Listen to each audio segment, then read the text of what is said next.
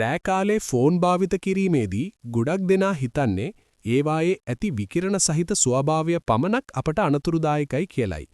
නමුත් ඔවුන් වැරදි. ඊටත් වඩා අනතුරුදායක වන්නේ ජංගම දුරකථනවල තිරයෙන් පිටවන බ්ලූ ලයිට් නැතිනම් නිල් ආලෝකයයි. රෑ කාලේ ලැබෙන මේ නිල් ආලෝකය නිසා අපේ නිින්ද අවුල් වෙනවා. එයින් මාරක ලෙඩ රැසක්ම හදන්න හේතු වෙනවා. මේ බ්ලූ ලයිට් කියන දේ අපිට සූර්යාගෙන් දවල් කාලයේ ලැබෙනවා.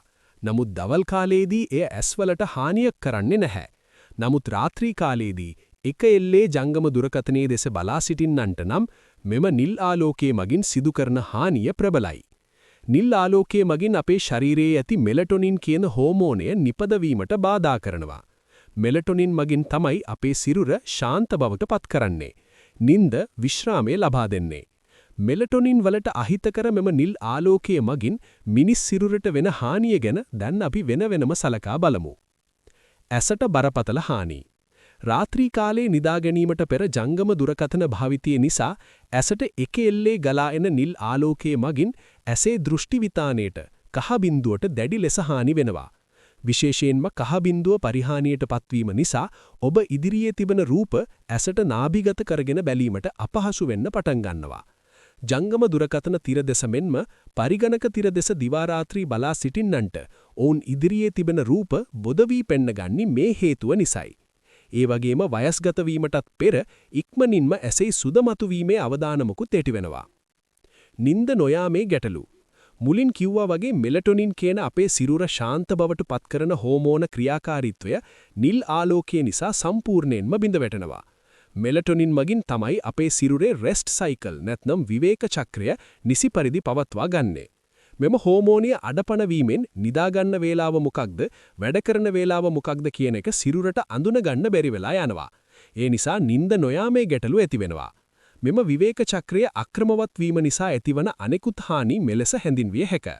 හදවත් රෝග, ප්‍රතිචාර දැක්වීමේ පමාව, කෙටි අමතක වීම, මානසික ආතතිය, සම ඉක්මනින් වයසට යාම, ශරීර බර වැඩිවීම, පිළිකා ඇතිවීමේ අවදානමක්. රාත්‍රී කාලේ නිින්දට යාමට පෙර ජංගම දුරකථන භාවිතය නිසා ඇතිවන වෙනත් සෞඛ්‍ය හානියක් තමයි අපිව පිළිකා ඇතිවීමේ අවදානමට ගොදුරු වීම. නිල් ආලෝකය නිසා සිරුර තුල නිපදවීම සීමා කරන මෙලටොනින් හෝමෝනය සතුව පිළිකා අවදානමට එරෙහිව සටන් කිරීමේ හොඳ හැකියාවක් තියෙනවා. එය අහිමි වීමෙන් අපිව නිබඳව පිළිකාවලට ගොදුරු වීමේ හානිය වැඩි. ඔබ දැනගත යුතු තවත් කරුණු තියෙනවා. මේ රාත්‍රී කාලයේදී මිනිස් ඇසට හා සිරුරට හානි කරන නිල් ආලෝකයට අපි ගොදුරු වන්නේ ජංගම දුරකථන වලින්ම පමණක් නෙවෙයි.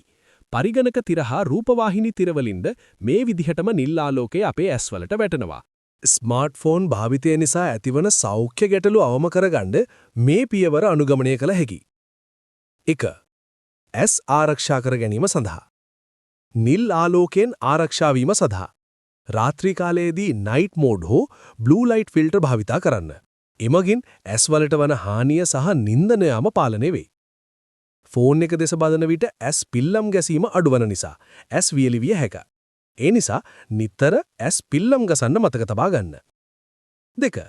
කොන්ද සහ බෙල්ලේ වේදනාව. බෙල්ල කිලින් තබා ගන්න. ෆෝන් එක දෙස බැලීමට බෙල්ල නැමීම වෙනුවට ෆෝන් එක ඇස් මට්ටමට ඔසලා භාවිතා කරන්න. තවද එකම ඉරියව්වෙන් වැඩි වේලාවක් සිටීමෙන් වළකින්න. 3. සුවදායි නිින්දක් සඳහා. නිදා ගැනීමට අවම වශයෙන් පැයකට පෙරවත් ෆෝන් එක භාවිතයෙන් ඉවත්වන්න.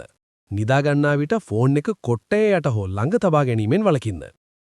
4. මානසික සෞඛ්‍යය සඳහා. දවසේ යම් කාලයක් උදාහරණයක් ලෙස කෑම ගන්නා විට හෝ පවුලේ අය සමග සිටින විට ෆෝන් එක සම්පූර්ණයෙන්ම පසකින් තබන්න. වීඩියෝ එක මෙතනින් සමත්තයි. වීඩියෝ එක ගැන ඔබගේ අදහස් අනිවාර්යෙන් කමෙන්ට් කරන්න. වීඩියෝ එක හොඳ නම් ලයික් කරන්න. මේ වගේ තවත් අලුත් වීඩියෝ බලන්න අපිව සබ්ස්ක්‍රයිබ් කරන්නත් අමතක කරන්න එපා. එහෙනම් තවත් දවසක අලුත් වීඩියෝ එකකින් හමු වෙමු. ඔබට සුබ දවසක්.